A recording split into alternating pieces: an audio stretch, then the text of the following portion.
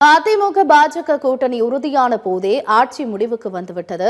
முதலமைச்சர் மு.க.ஸ்டாலின் பயத்தில் புலம்ப ஆரம்பித்து விட்டார் என்று பாஜக மாநில துணைத் தலைவர் கரு நாகராஜன் தெரிவித்துள்ளார். இது தொடர்பாக சத்தியம் தொலைக்காட்சிக்கு அவர் அளித்துள்ள பிரத்யேக பேட்டியை தற்போது பார்க்கலாம்.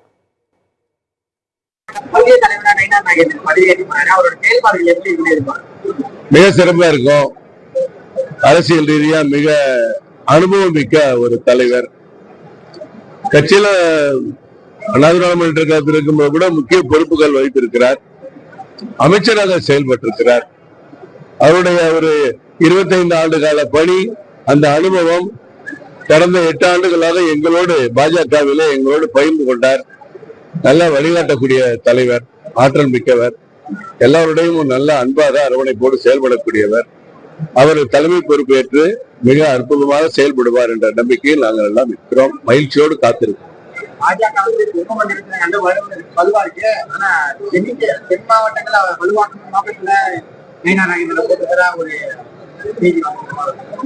நீங்க கடந்த தேர்தல் முடிவுகளை சரியா பார்க்கலன்னு நினைக்கிறேன்.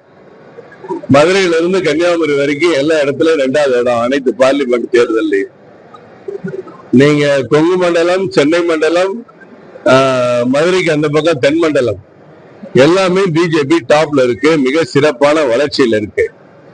மற்ற எல்லா மாவட்டங்களும் உள்ளடக்கி பாஜகவினுடைய வாக்குப்பதிவு 12.55% சொன்னா, நான் சொன்ன 3 பகுதி சென்னை, கோவை, தென்மண்டல பகுதியில் சராசரி 20% மேல இன்றைக்கு பாஜக வளர்ச்சி பெற்றிருக்கிறது.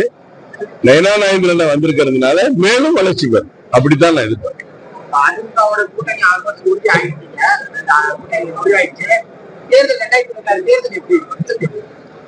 என்ன முடிஞ்சு போச்சு. அதான் இன்னைக்கு முதலமைச்சரே புலம்பி இருக்காரு. இது அந்த கூட்டணி இல்ல, இந்த கூட்டணி இல்ல, இவங்க கடன் வாங்குறாங்க, இவங்க அடமானம் வைக்கிறாங்க, விற்க போறாங்கன்னு சொல்லிட்டு இருக்காரு. ஏற்கனவே கச்சத்தீவை வித்த மாதிரி இங்க யாரும் விற்கிறதுக்கு இல்ல. ஒரு கைப்பிடி மண்ணை கூட பாரத பிரதமர் இழக்க மாட்டார். அப்படிப்பட்ட கூட்டணி இந்த கூட்டணி. திமுக ஆட்சியை வீட்டுக்கு அனுப்புவது மட்டும்தான் நோக்கம்.